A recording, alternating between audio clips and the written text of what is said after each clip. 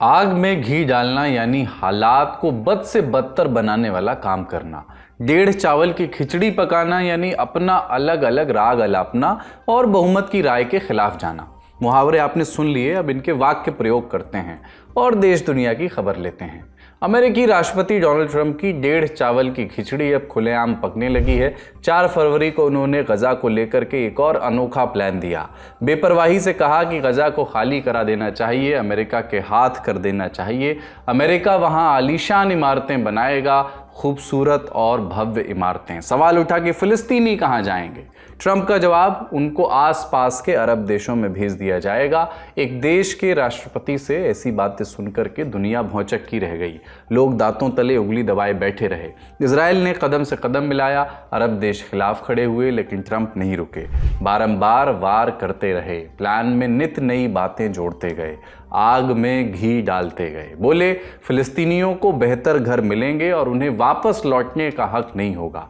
एक तरफ ट्रंप ये सब कुछ कह ही रहे थे, तभी दूसरी तरफ इजराइल और हमास के बीच युद्ध विराम भंग होने के अंदेशे पैदा हो गए। हमास ने बंधकों की रिहाई से इनकार कर दिया, इजराइल का जवाब भी आ गया है और डोनाल्ड ट्रंप की धमकी भी आ गई है। आज इसी मुद्दे पर विस्तार से बातचीत करेंगे, लेकिन उसके पहले आपको ले चलेंगे फ्रांस, क्योंकि प्रधानमंत्री नरेंद्र मोदी इस वक्त वहीं मौजूद हैं। 10 फरवरी को वो फ्रांस दौरे के लिए रवाना हुए थे और इसी दौरे के संदर्भ में आज हम जानेंगे कि पीएम मोदी का फ्रांस दौरा क्यों अहम है, इजराइल और हमास के बीच हालिया तनाव शुरू क्यों हुआ और इजराइल और हमास के बीच युद्ध विराम भंग होने की कितनी आशंका है और ट्रंप के गजा प्लान का क्या होगा। नमस्कार, अपन है कुलदीप, आप देख रहे हैं लल्लन टॉप का अंतर्राष्ट्रीय प्रसंगों से जुड़ा रोजाना का कार्यक्रम दुनियादारी। Brought to you by Sensodyne K। बस पैक नहीं है। एसएलएस पैराफिन और दूध का करंट भी कौन? तो लाइफ का करंट ऑन। कुछ भी तो ट्राई करके देख ले। Sensodyne K toothpaste for sensitive teeth. सबसे पहले बात प्रधानमंत्री के फ्रांस दौरे की करते हैं। एआई एक्शन समिट में हिस्सा लेने के लिए प्रधानमंत्री नरेंद्र मोदी फ्रांस की राजधानी पेरिस पहुंचे हुए हैं। उन्होंने वहां के राष्ट्रपति जो हैं इमैनुअल मैक्रोन उनके साथ इस समिट की सह अध्यक्षता भी की, जहां प्रधानमंत्री ने वैश्विक नेताओं के साथ आर्टिफिशियल इंटेलिजेंस के भविष्य पर चर्चा की। इस दौरान उन्होंने कहा कि एआई पहले से ही हमारी अर्थव्यवस्था, सुरक्षा और यहां तक कि हमारे समाज को नया रूप दे रहा है। एआई इस सदी में मानवता के लिए कोड लिख रहा है। इसके साथ ही उन्होंने कहा कि हमें ओपन सोर्स सिस्टम विकसित करना चाहिए जो विश्वास और पारदर्शिता को बढ़ाए। इसके पहले प्रधानमंत्री मोदी फ्रांस के राष्ट्रपति इमैनुअल मैक्रोन के न्योते पर डिनर के लिए एलिसी पैलेस पहुंचे थे। फ्रांस दौरे पर प्रतिक्रिया देते हुए पीएम ने एक्स पर लिखा, पेरिस में अपने मित्र राष्ट्रपति मैक्रोन से मिलकर के खुशी हुई। वहीं मैक्रोन ने भी लिखा, पेरिस में आपका स्वागत है मेरे मित्र। इस समिट के बाद प्रधानमंत्री मोदी के कई महत्वपूर्ण कार्यक्रम निर्धारित हैं। कुछ खास कार्यक्रमों के बारे में बताते हैं। वो भारत फ्रांस सीईओ फोरम को संबोधित करेंगे, जहां फिर से एक बार मैक्रोन से मुलाकात होगी। इसके बाद मोदी फ्रांस के शहर मार्सिले जाएंगे, जहां वो भारत के एक वाणिज्य दूतावास का उद्घाटन करेंगे। इसके बाद कैडरेचे स्थित इंटरनेशनल थर्मोन्यूक्लियर एक्सपेरिमेंटल रिएक्टर परियोजना का दौरा करेंगे। वहीं प्रधानमंत्री मोदी का दूसरे वर्ल्ड वॉर के दौरान मारे गए भारतीय सैनिकों को श्रद्धांजलि देने का भी कार्यक्रम है, जिसके बाद वो 12 फरवरी को 2 दिनों की यात्रा के लिए अमेरिका निकल जाएंगे। दोनों देशों के बीच डिफेंस डील होने की भी संभावना है, जहां भारतीय नेवी के लिए 26 राफेल फाइटर जेट से लेकर के 3 स्कॉर्पियन क्लास की पनडुब्बी की डीलों पर भी मुहर लगने की संभावना है। जिस समिट के लिए प्रधानमंत्री मोदी फ्रांस पहुंचे हैं, ये एआई समिट का तीसरा एडिशन है। जिसके पहले 2023 में ब्रिटेन तो 2024 में साउथ कोरिया में इसका आयोजन हुआ था। इस बार जब प्रधानमंत्री वहां पहुंचे हुए हैं, तो इसका दोनों देशों के रिश्तों पर क्या असर होगा, बता रहे हैं एक्सपर्ट। अमेरिका उसके ऊपर टैरिफ्स लगाने की बात कर रहा है। अमेरिका कह रहा है कि वो अपना जो इन्वेस्टमेंट है नेटो के अंदर वो 2% बढ़ाए उसके बजट में। तो ये बहुत इस तरह के प्रेशर्स हैं उनके ऊपर एक तरफ। और अमेरिका, रशिया, फ्रांस, जर्मनी और यूरोप के देशों की नीति ये कि रशिया कमज़ोर हो, रशिया एक थ्रेट है उन लोगों के लिए। वो उसको देखते हैं। अमेरिका देखता है कि अगर वो थ्रेट ख़त्म हो जाएगा तो यूरोपियन यूनियन एक इंडिपेंडेंट फॉरेन पॉलिसी लेंगी, अमेरिका से दूरी बना सकती है। तो ये सारी चीज़ें भी हैं जो देखते हुए वो भारत की तरफ देख रहे हैं कि भारत एक बड़ा मार्केट है। 6 से 7% इकोनॉमिक ग्रोथ लगातार हो रही है भारत की। तो उनके लिए एक मार्केट भी उनको नज़र आता है। फिर उसके अलावा ये है कि भारत में सस्ता लेबर है, जो कि अंग्रेज़ी भी बोलता है, कंप्यूटर सेवी भी है और काफ़ी टेक्निकल क्लास भी है। आईटी सेक्टर में बहुत उसका की खपत है पूरी दुनिया में। तो इस तरह से भारत की बहुत इम्पोर्टेंट बन जाती है, एक सॉफ्ट पावर के रूप में भी देखा जाता है भारत को। और ये सब इस तरह की जो चीज़ें हैं वो भारत और फ्रांस को करीब लाती हैं। अब इजराइल फिलिस्तीन मुद्दे पर लौटते हैं। 15 जनवरी 2025 को इजराइल और हमास युद्ध विराम के लिए तैयार हुए। 15 महीनों से ये जंग चल रही थी। युद्ध विराम समझौते के तहत जंग खत्म करने के लिए पूरा प्लान तैयार किया गया। इस प्लान में 3 चरण थे, 42 दिनों के। पहला चरण 19 जनवरी को लागू हुआ। इसी दिन हमास ने 3 बंधकों को रिहा किया था। ये 3 बंधक इजराइल पहुंचे तो इजराइल ने इनके बदले 90 फिलिस्तीनी कैदियों को रिहा किया। 19 जनवरी से लेकर अब तक 5 बार ऐसी अदला बदली हो चुकी है। बीच बीच में कुछ विवाद भी हुए, लेकिन सुलझा लिए गए। इसी बीच 3 फरवरी को इजरायली प्रधानमंत्री बेंजामिन नेतन्याहू अमेरिका दौरे पर गए। लोगों को लगा कि युद्ध विराम ठीक चल रहा है, जंग को रोकने की बात आगे बढ़ सकती है, लेकिन डोनाल्ड ट्रंप ने 4 फरवरी को गजा को लेकर के बयान देने शुरू कर दिए। उन्होंने अपना प्लान बताया, अरब देशों ने जवाब दिया। कुल मिलाकर बात यह कि जिस वक्त युद्ध विराम की शर्तें पूरी की जा रही थीं, उसी बीच इस इलाके में तनाव एक बार फिर बढ़ गया। ये तो हुई अब तक की कहानी। 15 फरवरी को छठी बार इजराइल और हमास के बीच बंधकों और कैदियों की अदला बदली होनी थी। सब कुछ ठीक रहता तो हमास 3 बंधकों को रिहा करने वाला था, बदले में इजराइल भी फिलिस्तीनी कैदियों को रिहा करता। लेकिन 10 फरवरी को ही हमास ने इनकार कर दिया। अगली सूचना तक रिहाई टाल दी और इजराइल पर समझौते के उल्लंघन के आरोप लगाए। बोला कि इजराइल विस्थापित फिलिस्तीनियों को उत्तरी गजा लौटाने में देरी कर रहा है, गजा पट्टी के अलग अलग इलाकों में उन पर गोलीबारी कर रहा है और ह्यूमैनिटेरियन एड को गजा के लोगों तक पहुंचने नहीं दे रहा, जबकि हम इजराइल की सारी शर्तों का पालन कर रहे हैं। जब तक इजराइल शर्तों के मुताबिक काम नहीं करेगा, तब तक हम बंधकों की रिहाई नहीं करेंगे। हमास के इस ऐलान के कुछ ही घंटों बाद ट्रंप ने इस पर प्रतिक्रिया दी, या यूँ कहें कि धमकी दी। बोले कि शनिवार 15 फरवरी को 12 बजे तक का समय मैं देता हूं, अगर तब तक बंधक रिहा नहीं हुए तो युद्ध विराम तोड़ दिया जाएगा and all hell will break out, यानी हमास पर आसमान टूट पड़ेगा। ट्रंप के मुंह से ये फ्रेज आपने पहले भी सुना होगा। 7 जनवरी को भी उन्होंने यही कहा था। बहरहाल ट्रंप ने यह भी कहा कि मैं 1 नहीं, 2 नहीं, 3 नहीं, 4 नहीं, सारे के सारे बंधकों की रिहाई की बात कर रहा हूं। हमास को उसी वक्त समझ आएगा कि मैं क्या कह रहा हूं। ट्रंप जो बोले सो बोले, इजराइल की ओर से भी जवाब आने में देर न लगी। रक्षा मंत्री इजराइल काट्स ने बयान दिया। वो बोले कि हमास का ऐलान पूरी तरह से समझौते का उल्लंघन है। हमास डील तोड़ रहा है। मैंने सेना को खबर दे दी है कि वो पूरी तरह तैयार रहे। IDF गजा में हर स्थिति का सामना करने के लिए पूरी ताकत से तैयार है। हम 7 अक्टूबर को वापस नहीं लौटने देंगे। रक्षा मंत्री इजराइल काट्स जिस 7 अक्टूबर का जिक्र कर रहे हैं, साल 2023 में इसी दिन हमास ने और दूसरे फिलिस्तीनी गुटों ने मिलकर के इजराइल पर हमला किया था। इस हमले में लगभग 1200 इजरायली मारे गए थे और हमास करीब 250 लोगों को बंधक बना करके अपने साथ ले गया था। फिर नवंबर 2023 में हफ्ते भर के लिए जंग थमी थी। 100 से ज़्यादा बंधकों की रिहाई भी हुई थी, जिसके बाद जंग फिर शुरू हुई। जंग चलती रही और 100 के करीब बंधक हमास के कब्जे में रहे। अब जानते हैं कि जनवरी 2025 वाले युद्ध विराम समझौते में कितने बंधक रिहा हुए हैं और कितने रह गए हैं। समझौते के कुल 3 चरण थे। पहले चरण में 33 इजरायली बंधकों की रिहाई होनी थी। इनमें से 16 को रिहा किया जा चुका है, यानी 17 बंधक बचते हैं। इजराइल का दावा है कि इन 17 में से 8 जीवित नहीं है।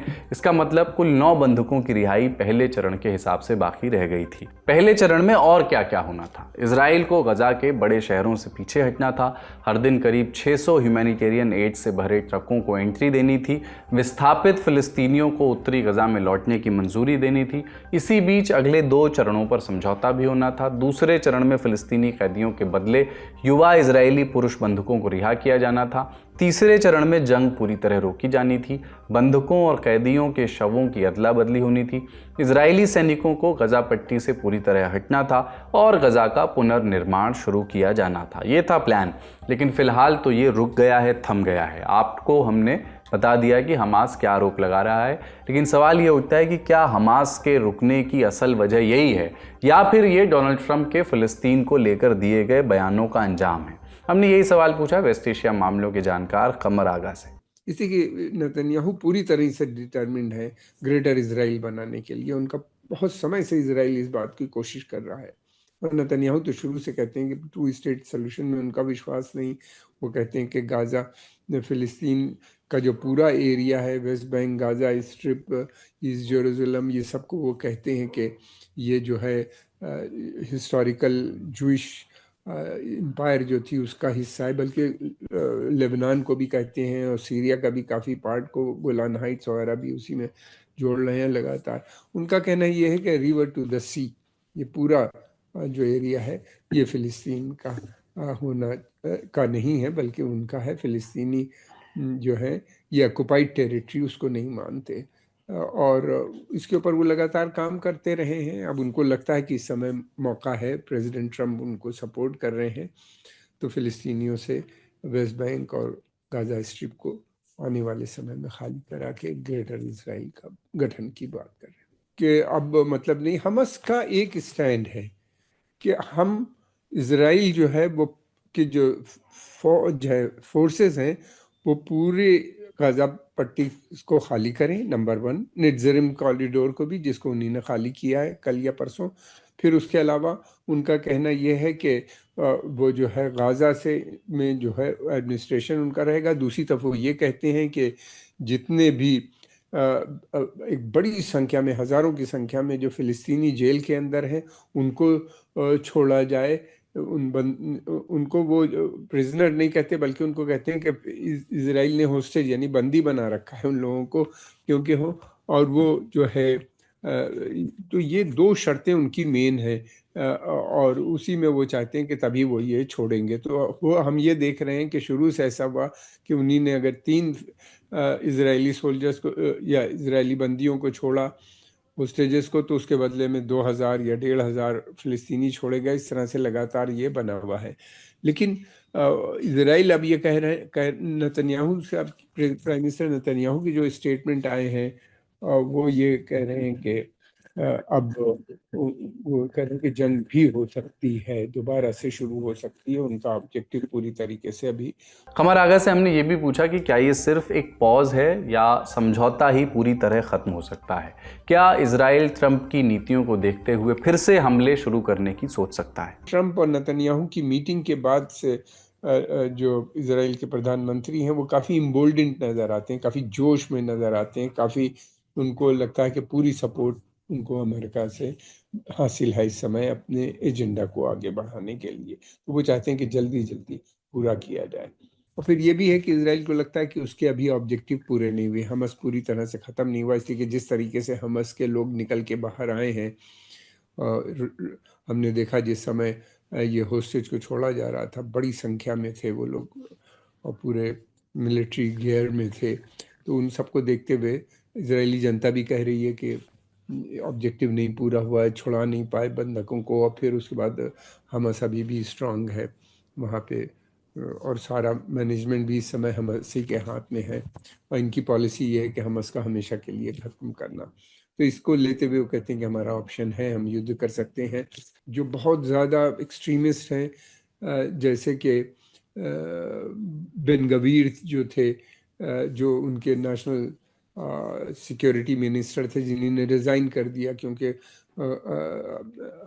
इन्हीं ने प्राइम मिनिस्टर नेतन्याहू ने सीज़ फायर एग्रीमेंट हमसे साइन किया, इसलिए छोड़ दिया। अब वो ये कह रहे हैं कि आप दोबारा से युद्ध शुरू कीजिए। यही नहीं, बल्कि वो ये भी कह रहे हैं कि आप हर तरीके से जो सप्लाई है ह्यूमैनिटेरियन उसको बंद कीजिए, बिजली, पानी और जो ऑयल फ्यूल जो जाता है वहाँ पे उसकी भी सप्लाई सब बंद कर दीजिए, और तुरंत युद्ध दोबारा से होना चाहिए हमस के ख़िलाफ़। तो इस तरह के हैं और हालात बिगड़ते हुए नज़र आ रहे हैं। इन हालात को देखते हुए लगता है कि शायद ऐसा हो सकता है कि दोबारा से युद्ध शुरू न हो जाए। हमास के इस बयान के बाद इजराइल की राजधानी तेल अवीव में लोग सड़कों पर उतर आए हैं और मांग कर रहे हैं कि बंधकों की रिहाई जल्द से जल्द की जाए। ये तो हुई युद्ध विराम की बात। अब डोनाल्ड ट्रंप के गजा प्लान की बात भी करते हैं। 4 फरवरी 2025 को उन्होंने पहली बार अपना प्लान बताया। बाद के दिनों में कुछ बातें वो खुद जोड़ते गए। 10 फरवरी को ट्रंप ने कहा फिलिस्तीनियों को गजा में वापस लौटने का कोई हक नहीं होगा, उन्हें गजा से बेहतर घर मिलेगा। ट्रंप के अलावा इजरायली प्रधानमंत्री बेंजामिन नेतन्याहू भी इस प्लान पर बात करने से पीछे नहीं हट रहे हैं। 9 फरवरी को उन्होंने फॉक्स न्यूज़ को एक इंटरव्यू दिया। जी, वो पिछले एक हफ्ते से अमेरिका में ही थे। इंटरव्यू में उन्होंने कहा कि ट्रंप के प्लान पर अमल हम करेंगे। बरसों बाद इस तरह का कुछ ताज़ा आइडिया मिला है, इससे गजा पूरी तरह से बदल सकता है। जानकारी के लिए आपको बता दें कि 1967 में इजराइल ने गजा पर कब्जा कर लिया था। 2005 तक ये बरकरार भी रहा। 2005 में इजराइल पीछे हटा, तब नेतन्याहू वित्त मंत्री हुआ करते थे। एरियल शेरॉन तब प्रधानमंत्री थे इजराइल के। शेरॉन के इस फैसले के बाद नेतन्याहू ने इजराइल की सरकार से इस्तीफा दे दिया था। अब वो खुद प्रधानमंत्री हैं। एक और बात, 6 फरवरी को नेतन्याहू ने एक और बयान दिया था। उन्होंने कहा था कि सऊदी फिलिस्तीनियों के लिए अपनी ज़मीन पर देश बना सकता है। उनके पास ढेर सारी ज़मीन है। अरब देशों ने इसका खुलकर विरोध किया था। सऊदी अरब के विदेश मंत्रालय ने एक आधिकारिक बयान भी दिया। वो बोले कि फिलिस्तीनी लोगों का उस ज़मीन पर पूरा हक है। वो कोई अवैध प्रवासी नहीं है कि इजराइल अपनी मर्जी के मुताबिक जब चाहे तब उन्हें निकाल दे। सऊदी अरब का नाम ट्रंप के बयान के बाद से ही लगातार आ रहा है। क्यों? ट्रंप ने दावा किया था कि फिलिस्तीन देश को मान्यता दिए जाने के बिना भी सऊदी इजराइल के साथ नॉर्मलाइजेशन के लिए तैयार हो जाएगा। अब ये नॉर्मलाइजेशन क्या है? तारीख 15 सितंबर 2020। उस वक्त ट्रंप ही अमेरिका के राष्ट्रपति थे।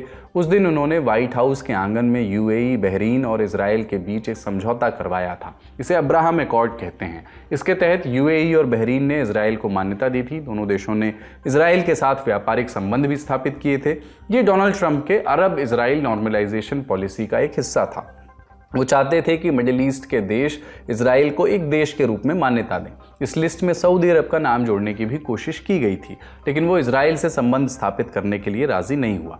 जानकार कहते हैं कि ट्रंप इस टर्म में सऊदी अरब को इस डील में शामिल करवाने की पूरी कोशिश करेंगे, लेकिन ट्रंप के हालिया बयान के बाद सऊदी अरब ने सिरे से इस बात को खारिज कर दिया है और ये बात दोहराई है कि फिलिस्तीन स्टेट बनाए बगैर ये मुमकिन नहीं है। अरब देशों को लेकर ट्रंप लगातार ऐसे बयान दे रहे हैं जैसे अरब देश पूरी तरह ट्रंप का प्लान कबूल कर लेंगे।